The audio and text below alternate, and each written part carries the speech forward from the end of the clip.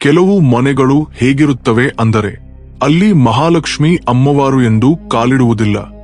ಹೌದು, ಸಣ್ಣ ಸಣ್ಣ ತಪ್ಪುಗಳು ಅವೇ ಲಕ್ಷ್ಮೀದೇವಿಯನ್ನು ಮನೆಯಿಂದ ದೂರ ಮಾಡುತ್ತವೆ. ಆಕೆ ಹೋದರೆ ಅಲ್ಲಿ ಮಿಕ್ಕಿದ್ದು ನೋವುಗಳು, ಬಾಧೆಗಳು, ಬಡತನ ಮಾತ್ರ. ಇಂದು ನಾವು ಯಾವ ಯಾವ ಕೆಲಸಗಳು ಲಕ್ಷ್ಮೀ ಅಮ್ಮವಾರನ್ನು ಸಿಟ್ಟುಗೊಳಿಸುತ್ತವೋ, ಒಬ್ಬ ಸ್ತ್ರೀ ಮಾಡುವ ಕರ್ಮಗಳು ಮನೆಯಲ್ಲಿ ಸುಖವನ್ನು ತಂದುಕೊಡುತ್ತವೋ ಅಥವಾ ಬಡತನವನ್ನು ತಂದುಕೊಡುತ್ತವೋ ಅಂತ ತಿಳಿಯೋಣ. ಹತ್ತಿರದ ಕಾಲದ ಮಾತು. ಒಂದು ಸಣ್ಣ ಊರು, ಕೇವಲ ಕೆಲವೇ ಮನೆಗಳು, ಸುತ್ತಲೂ ಹೊಲಗಳು, ಗಲೀಜು ದಾರಿಗಳು, ಮಣ್ಣಿನ ವಾಸನೆ. ಓರ ಮಧ್ಯದಲ್ಲಿ ಸೇಖ್ ರಾಮದಯಾಲ್ ಮನೆ. ರಾಮದಯಾಲ್ ಯಾವುದೇ ದೊಡ್ಡ ಜಮೀನ್ದಾರ್ ಅಲ್ಲ, ಆದರೆ ಕಷ್ಟಪಟ್ಟು ಕೆಲಸ ಮಾಡುವ, ನಿಜಾಯಿತಿ ಇರುವ ಮನುಷ್ಯ. ಊರಲ್ಲಿ ಎಲ್ಲರೂ ಗೌರವದಿಂದ ಸೇಜ್ಜಿ ಅಂತ ಕರೀತಾರೆ. ಧಾನ್ಯದ ಸಣ್ಣ ವ್ಯಾಪಾರ. ಆದರೆ ಕ್ರಮೇಣ ಬೆಳೆದು ಬಂತು. ಬೆಳಗ್ಗೆ ಸೂರ್ಯ ಏರುತ್ತಿದ್ದಂತೆ ಕೆಲಸಕ್ಕೆ ಹೊರಡುತ್ತಾನೆ. ಸಂಜೆ ಅಲಸಟದಿಂದ ಮನೆಗೆ ಬಂದಾಗ ಹೆಂಡತಿ ಸುಶೀಲಾಬಾಯಿ ಬಾಗಿಲಲ್ಲಿ ಸಣ್ಣ ನಗುವಿನೊಂದಿಗೆ ಸ್ವಾಗತಿಸುತ್ತಾಳೆ. ಸುಶೀಲಾಬಾಯಿ ಬಹಳ ಶಾಂತವಾಗಿ ಸಂಯಮದಿಂದಿರುವ ಸ್ತ್ರೀ. ಮುಖದಲ್ಲಿ ಯಾವಾಗಲೂ ಸಾದಗಿ ಕಾಣುತ್ತದೆ. ಹಣೆಯ ಮೇಲೆ ಸಣ್ಣ ಬೊಟ್ಟು, ಕೂದಲ ಮೇಲೆ ಸೀರೆಯ ತುದಿ. ಮೊನೆ ಚಿನ್ನ ಬೆಳ್ಳಿಯಿಂದಲ್ಲ, ಶುಭ್ರತೆ ಮತ್ತು ನಿಜವಾದ ಮನಸ್ಸಿನಿಂದಲೇ ಅಂತ ನಂಬುತ್ತಾಳೆ. ಪ್ರತಿ ಬೆಳಗ್ಗೆ ಸೂರ್ಯನಿಗಿಂತ ಮೊದಲೇ ಎದ್ದು ಆವರಣ ಗುಡಿಸುತ್ತಾಳೆ. ತುಳಸಿಗೆ ನೀರು ಹಾಕುತ್ತಾಳೆ, ದೀಪ ಹಚ್ಚುತ್ತಾಳೆ. ಇದೇ ಆಕೆಯ ದೈನಂದಿನ ಜೀವನ. ಸಾದಾ ಭಕ್ತಿ ಮತ್ತು ಭಕ್ತಿಯಲ್ಲಿ ಕ್ರಮಶಿಸ್ತು. ಓರ ಸ್ತ್ರೀಯರೂ ಹೇಳ್ತಾರೆ, ಸೇಠಾನಿ ಮನೆಯಲ್ಲಿ ಮಹಾಲಕ್ಷ್ಮಿ ಸ್ವಯಂ ವಾಸಿಸುತ್ತಾಳೆ ಅಂತ. ಅವರಿಗೆ ಒಬ್ಬ ಮಗ ಇದ್ದ. ಅವನ ಹೆಸರು ಅರ್ಜುನ್. ಇನ್ನೂ 20 ವರ್ಷದ ಯುವಕ. ಆದರೆ ಸಂಸ್ಕಾರಗಳಲ್ಲಿ ಬೆಳೆದ. ದಿನವೆಲ್ಲ ತಂದೆ ಕೆಲಸದಲ್ಲಿ ಸಹಾಯ ಮಾಡುತ್ತಾನೆ. ರಾತ್ರಿ ಅಮ್ಮ ಬಳಿ ಕುಳಿತು ಆಕೆ ಮಾತುಗಳನ್ನು ಕೇಳುತ್ತಾನೆ. ಅಮ್ಮ, ನೀವು ತುಳಸಿ ಬಳಿ ದೀಪ ಹಚ್ಚುವಾಗ ಮನೆ ದೇವತೆಗಳು ಬಂದಂತೆ ಇರುತ್ತದೆ ಅಂತ ಹೇಳುತ್ತಾನೆ. ಸುಶೀಲಾಬಾಯಿ ನಗುತ್ತಾ ಹೇಳುತ್ತಾಳೆ, ಮಗು ದೇವತೆಗಳು ಶುಭ್ರತೆ ಮತ್ತು ಭಕ್ತಿ ಇರುವ ಪ್ರತಿ ಮನೆಯಲ್ಲೇ ಇರುತ್ತಾರೆ. ಕೇವಲ ಆ ಮನಸ್ಸು ಬೇಕು ಅಂತ. ಕಾಲ ಕಳೆದು ಹೋಗುತ್ತಿತ್ತು. ಮನೆಯಲ್ಲಿ ಎಲ್ಲವೂ ಚೆನ್ನಾಗಿ ನಡೆಯುತ್ತಿತ್ತು. ಆದರೆ ಒಂದು ದಿನ ಸುಶೀಲಾಬಾಯಿಗೆ ಜ್ವರ ಬಂತು. 2 ದಿನಗಳಲ್ಲಿ ಗುಣವಾಗುತ್ತದೆ ಅಂತ ಭಾವಿಸಿದಳು. ಆದರೆ ದಿನೇ ದಿನೇ ಹೆಚ್ಚಾಯಿತು. ಮೊದಲು ಅಲಸತ, ನಂತರ ದೌರ್ಬಲ್ಯ, ಕ್ರಮೇಣ ಅಡುಗೆ ಮನೆಗೂ ಹೋಗಲಾರದ ಸ್ಥಿತಿ. ರಾಮದಯಾಲ್ ವೈದ್ಯರನ್ನು ಕರೆಸಿದ. ಮೂಲಿಕೆಗಳನ್ನು ಕೊಟ್ಟ ಕಾಣಿಸಿಕೊಂಡಿತು, ಆದರೆ ಪ್ರಯೋಜನವಾಗಲಿಲ್ಲ. ಸುಶೀಲಾಬಾಯಿಯ ಆರೋಗ್ಯ ಕ್ಷೀಣಿಸುತ್ತಾ ಹೋಯಿತು. ಮೊದಲು ನಗುಗಳು ಮತ್ತು ಪೂಜ್ಯ ಶಬ್ದಗಳಿಂದ ತುಂಬಿದ ಮನೆ ಈಗ ನಿಶ್ಶಬ್ದದಲ್ಲಿ ಮುಳುಗಿಹೋಯಿತು. ಶುಭ್ರತೆಯಲ್ಲಿ ಕಡಿಮೆ. ಪೂಜೆ ಕೆಲವೊಮ್ಮೆ ಆಗುತ್ತದೆ, ಕೆಲವೊಮ್ಮೆ ಇಲ್ಲ. ಮನೆಯ ಪವಿತ್ರತೆ ಮಸಕಾಯಿತು. ಒಂದು ರಾತ್ರಿ ಸೇಠ್ ಹೆಂಡತಿಯೊಂದಿಗೆ ಹೇಳಿದ, ಸುಶೀಲಾ, ನಾನು ಅರ್ಜುನ್ ಮದುವೆ ಮಾಡಿಸಬೇಕು ಅಂತ ಯೋಚಿಸುತ್ತಿದ್ದೇನೆ. ಸುಶೀಲಾಬಾಯಿ ನಿಧಾನವಾಗಿ ಹೇಳಿದಳು, ಇಷ್ಟು ಬೇಗ ಇನ್ನೂ ಮಗುವೇ ಇದ್ದಾನಲ್ಲ. ರಾಮದಯಾಲ್ ಹೇಳಿದ, ಇನ್ನು ಮಗುವಲ್ಲ, ಮನೆ ನೋಡಿಕೊಳ್ಳುವ ಸಮಯ ಬಂದಿದೆ. ನೀನು ಇರುವವರೆಗೂ ಸೊಸೆಯನ್ನು ನಿನ್ನ ಕೈಯಲ್ಲಿ ನೋಡಬೇಕು ಅಂತ ಇದೆ. ಸುಶೀಲಾಬಾಯಿ ಯೋಚಿಸಿ ಹೇಳಿದಳು, ನಿನಗೆ ಸರಿ ಅನಿಸಿದರೆ ಮಾಡು. ಮರುದಿನವೇ ಸೇಠ್ ಒಳ್ಳೆಯ ಸಂಸ್ಕಾರಿ ಹುಡುಗಿಯನ್ನು ಹುಡುಕಲು ಶುರು ಮಾಡಿದ. ಓರಲ್ಲಿ ಸುದ್ದಿ ಹರಡಿತು, ಸೇಠ್ ಮಗ ಅರ್ಜುನ್ಗೆ ಸೊಸೆ ಹುಡುಕುತ್ತಿದ್ದಾನೆ ಅಂತ. ಪಕ್ಕದ ಊರುಗಳಿಗೂ ಸುದ್ದಿ ತಲುಪಿತು. ಅವನ ಹಳೆಯ ಪರಿಚಯಸ್ಥ ಗೋವಿಂದ್ಜಿ ಹೇಳಿದ, ನನ್ನ ಸಂಬಂಧಿಕರ ಮನೆಯಲ್ಲಿ ರಾಧಾ ಅಂತ ಹುಡುಗಿ ಇದ್ದಾಳೆ. ಸಾದಾ ಜೀವನ, ಮನೆ ನೋಡಿಕೊಳ್ಳುವ, ಹಿರಿಯರನ್ನು ಗೌರವಿಸುವ, ನಿಮ್ಮ ಮನೆಗೆ ಸರಿಹೊಂದುತ್ತಾಳೆ. ಸೇಠ್ ಹೋಗಿ ನೋಡಿದ. ಮನೆ ಸಾದಾ, ಆವರಣ ಶುಭ್ರ. ರಾಧಾ ಶಾಂತವಾಗಿ ಸಂಸ್ಕಾರದಿಂದ ನೀರು ತಂದಳು. ಸಂಬಂಧ ಠೈಣಲಾಯಿತು. ಶುಭ ಮುಹೂರ್ತ ಬಂತು. ಸಾದಾದರೂ ಆಚಾರಗಳೊಂದಿಗೆ ಮದುವೆ ನಡೆಯಿತು. ರಾಧಾ ಈಗ ಸೇಠ್ ಮನೆಯ ಸೊಸೆ. ಮದುವೆಯಾದ ಕೆಲವು ವಾರಗಳು ಕಳೆದವು. ಮನೆಯಲ್ಲಿ ಹೊಸ ಉತ್ಸಾಹ. ರಾಧಾ ಬೆಳಗ್ಗೆ ಬೇಗ ಎದ್ದು ಆವರಣಕ್ಕೆ ನೀರು ಚಿಮುಕಿಸುತ್ತಾಳೆ. ತುಳಸಿಗೆ ನಮಸ್ಕಾರ ಮಾಡುತ್ತಾಳೆ. ಅಡುಗೆ ಮನೆಯಲ್ಲಿ ಭೋಗ ಸಿದ್ಧಪಡಿಸುತ್ತಾಳೆ. ಸುಶೀಲಾಬಾಯಿ ಮುಖದಲ್ಲಿ ಶಾಂತಿ. ಆದರೆ ದಿನಗಳು ಕಳೆಯುತ್ತಿದ್ದಂತೆ ರಾಧಾ ಅಭ್ಯಾಸಗಳು ಬದಲಾದವು. ಬೆಳಗ್ಗೆ ತಡವಾಗಿ ನಿದ್ದೆಯಿಂದ ಎದ್ದಳು. ಆವರಣ ಶುಭ್ರತೆ ಸಮಯ ಬದಲಾಯಿತು. ಸೂರ್ಯ ಎಂಜಲು ಮಾಡಿದರೂ ಎಲೆಗಳು ಬಿದ್ದಿರುತ್ತವೆ. ಒಂದು ಬೆಳಗ್ಗೆ ಸುಶೀಲಾಬಾಯಿ ನೋಡಿದಳು. ಕೊಡಸಿ ಮೂಲೆಯಲ್ಲಿ ಬಿದ್ದಿದೆ. ರಾಧಾ ಇನ್ನೂ ಎದ್ದಿಲ್ಲ. ಕೋಣೆಗೆ ಹೋಗಿ ಹೇಳಿದಳು, ಮಗಳೇ, ಸೂರ್ಯ ಆವರಣಕ್ಕೆ ಬಂದೇ ಬಿಟ್ಟ ಸಮಯಕ್ಕೆ ಎದ್ದೇಳು.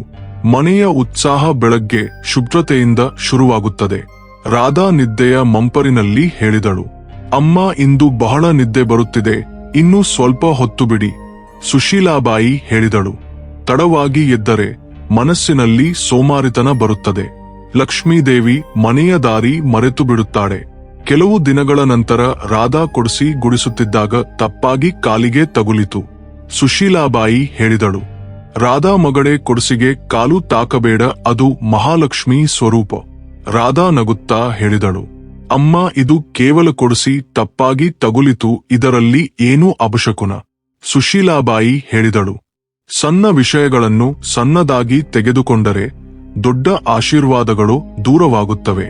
ಕೊಡಸಿ ಶುಭ್ರತೆಯ ಸಾಧನವಲ್ಲ, ಮಣ್ಣು ತೆಗೆಯುವ ಲಕ್ಷ್ಮೀ ಆಶೀರ್ವಾದ. ಇನ್ನೊಂದು ಘಟನೆ. ರಾಧಾ ಊಟ ಮುಗಿಸಿ ಮಡಕೆಗಳನ್ನು ಈರುಳ್ಳಿ ಬಳಿ ಬಿಟ್ಟು ನಿದ್ದೆಗೆ ಹೋದಳು.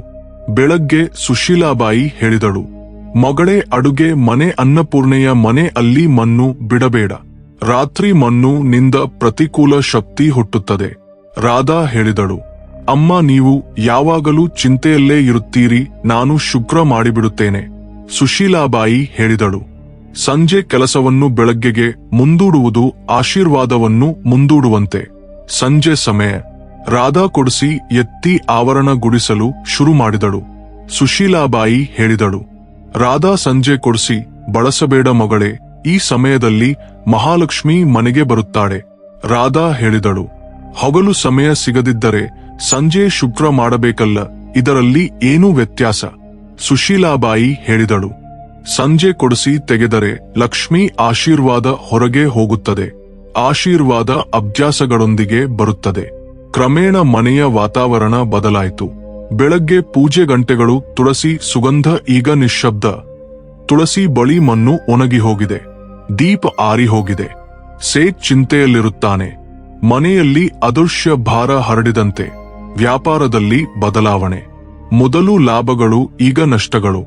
ಧಾನ್ಯದಲ್ಲಿ ಕೀಟ ಬಿದ್ದಿದೆ. ಗ್ರಾಹಕರು ದೂರವಾಗುತ್ತಿದ್ದಾರೆ. ಒಂದು ದಿನ ಗೋದಾಮಿಗೆ ಬೆಂಕಿ ಹೊತ್ತಿಕೊಂಡಿತು. ಅರ್ಧ ಧಾನ್ಯ ಸುಟ್ಟು ಹೋಯಿತು. ಸೇಠ್ ಮನಸ್ಸಿನಲ್ಲಿ ಭಾವನೆ. ಮಹಾಲಕ್ಷ್ಮಿ ಮುಖ ತಿರುಗಿಸಿದಂತೆ.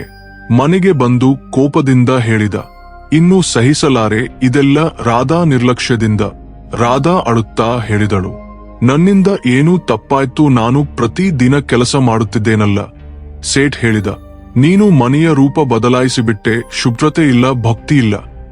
ಸ್ತ್ರೀ ಮರ್ಯಾದೆ ಮರೆತರೆ ಲಕ್ಷ್ಮಿ ಸಹಕರಿಸುವುದಿಲ್ಲ. ಇನ್ನು ಈ ಮನೆಯಿಂದ ಹೋಗು ರಾಧಾ. ರಾಧಾ ಸ್ತಂಭಿಸಿ ಹೋದಳು. ಏನೂ ಹೇಳದೆ ಗಡಿ ದಾಟಿದಳು. ಸಾಮಾನು ತೆಗೆದುಕೊಳ್ಳದೆ ಹೊರಟಳು. ಮನಸ್ಸಿನಲ್ಲಿ ಸಂಕಲ್ಪ, ಮಹಾಲಕ್ಷ್ಮಿಯಿಂದ ಕ್ಷಮೆ ಕೇಳುತ್ತೇನೆ. ಅಡವಿಯಲ್ಲಿ ಮಾವಿನ ಮರದ ಕೆಳಗೆ ಕುಳಿತಳು. ಕೈ ಜೋಡಿಸಿ ಹೇಳಿದಳು, ಅಮ್ಮ, ನಿನ್ನ ದರ್ಶನ ಕೊಡುವವರೆಗೂ ಅನ್ನ ತಿನ್ನುವುದಿಲ್ಲ, ನೀರು ಕುಡಿಯುವುದಿಲ್ಲ. ಮೂರನೇ ದಿನ ಮಹಾಲಕ್ಷ್ಮಿ ದರ್ಶನ ಕೊಟ್ಟಳು. ಮಹಾಲಕ್ಷ್ಮಿ ಹೇಳಿದಳು, ಮಗಳೇ, ಈ 10 ತಪ್ಪುಗಳು ಮಾಡಿದರೆ ನಾನು ಮನೆಯಿಂದ ದೂರವಾಗುತ್ತೇನೆ. ಮೊದಲ ತಪ್ಪು ಕೊಡಸಿಗೆ ಕಾಲು ತಾಕಿಸಿದರೆ ಅದು ಅವಮಾನ. ಎರಡನೇ ತಪ್ಪು ಮಡಕೆಗಳನ್ನು ಈರುಳ್ಳಿ ಮೇಲೆ ಬಿಟ್ಟರೆ ಅಪವಿತ್ರತೆ. ಮೂರನೇ ತಪ್ಪು ಗಡಿ ಮೇಲೆ ಕುಳಿತು ಊಟ ಮಾಡಿದರೆ ಸ್ವಾಗತ ನಾಶ. ನಾಲ್ಕನೇ ತಪ್ಪು ಸಂಜೆ ಕೊಡಸಿ ತೆಗೆದರೆ ನನ್ನನ್ನು ಹೊರಗೆ ತಳ್ಳಿದಂತೆ. ಐದನೇ ತಪ್ಪು ತಡವಾಗಿ ಎದ್ದರೆ ಸೋಮಾರಿತನ ಶಕ್ತಿ ನಾಶ. ಆರನೇ ತಪ್ಪು ಆವರಣ ಶುಭ್ರವಿಲ್ಲದಿದ್ದರೆ ಮಣ್ಣು ನನ್ನನ್ನು ದೂರ ಮಾಡುತ್ತದೆ. ಏಳನೇ ತಪ್ಪು ಮಡಕೆಗಳನ್ನು ರಾತ್ರಿ ಬಿಟ್ಟರೆ ಕತ್ತಲೆ ಆಹ್ವಾನ. ಎಂಟನೇ ತಪ್ಪು ಬಾಗಿಲನ್ನು ಕಾಲಿನಿಂದ ತೆರೆದರೆ ಮರ್ಯಾದೆಗೆ ಗಾಯ. 9ನೇ ತಪ್ಪು ಜಗಳಗಳು ಕರ್ಕಶತನ ಶಾಂತಿ ಇಲ್ಲದಂತೆ ಮಾಡುತ್ತದೆ. 10ನೇ ತಪ್ಪು ಪೂಜೆ ಶುಭ್ರತೆಯನ್ನು ಸಣ್ಣದಾಗಿ ತೆಗೆದುಕೊಂಡರೆ ಸುಖದ ಬಾಗಿಲು ಮುಚ್ಚಿದಂತೆ. ರಾಧಾ ಪಶ್ಚಾತ್ತಾಪಪಟ್ಟಳು. ಅರ್ಥವಾಯ್ತು ಅಂತ ಹೇಳಿದಳು. ಮಹಾಲಕ್ಷ್ಮಿ ಹೇಳಿದಳು, ನೀನು ತಪ್ಪು ಒಪ್ಪಿಕೊಂಡೆ, ಇನ್ನು ಮನೆ ಬೆಳಗುತ್ತದೆ. ಹೋಗು ಮಗಳೇ, ಮತ್ತೆ ಅತ್ತೆ ಮನೆಗೆ. ರಾಧಾ ಮನೆಗೆ ಬಂದಳು. ಸುಶೀಲಾಬಾಯಿ ಓಡಿಬಂದು ಸ್ವಾಗತಿಸಿದಳು. ಅದೇ ದಿನದಿಂದ ಮನೆಯಲ್ಲಿ ಉತ್ಸಾಹ ಮತ್ತೆ ಬಂತು. ವ್ಯಾಪಾರ ಸ್ಥಿರವಾಯಿತು. ಊರು ಚರ್ಚೆ ಮಹಾಲಕ್ಷ್ಮಿ ಮತ್ತೆ ನೆಲೆಸಿದಳು ಅಂತ. ಸ್ನೇಹಿತರೆ, ಗುರ್ತಿಟ್ಟುಕೊಳ್ಳಿ, ಮನೆಯಲ್ಲಿ ಮಣ್ಣು ಬಿಡುವ ಸ್ತ್ರೀಯರು ತಡವಾಗಿ ಎದ್ದರೆ, ಮಡಕೆಗಳು ಬಿಟ್ಟರೆ, ಸಂಜೆ ಕೊಡಿಸಿ ತೆಗೆದರೆ, ಶುಭ್ರತೆಯನ್ನು ಸಣ್ಣದಾಗಿ ತೆಗೆದುಕೊಂಡರೆ ಅಂತಹ ಮನೆಗಳಲ್ಲಿ ಮಹಾಲಕ್ಷ್ಮಿ ಬರುವುದಿಲ್ಲ. ಸುಖ ಇರುವುದಿಲ್ಲ, ಬಡತನ ಬಾಧೆಗಳು ಮಾತ್ರ. ಮಹಾಲಕ್ಷ್ಮಿ ಶುಭ್ರತೆ, ನಿಜಾಯಿತಿ, ಭಕ್ತಿ ಇರುವ ಮನೆಗಳಲ್ಲೇ ವಾಸಿಸುತ್ತಾಳೆ. ಈ 10 ತಪ್ಪುಗಳನ್ನು ಬಿಟ್ಟು ಬಿಡಿ, ಮನೆಯನ್ನು ಪವಿತ್ರವಾಗಿಡಿ. ಕಥೆ ಇಷ್ಟವಾದರೆ ಲೈಕ್ ಮಾಡಿ, ಶೇರ್ ಮಾಡಿ, ಸಬ್ಸ್ಕ್ರೈಬ್ ಮಾಡಿ. ಕಾಮೆಂಟ್ನಲ್ಲಿ ಜೈ ಮಹಾಲಕ್ಷ್ಮಿ ಅಂತ ಬರೆಯಿರಿ.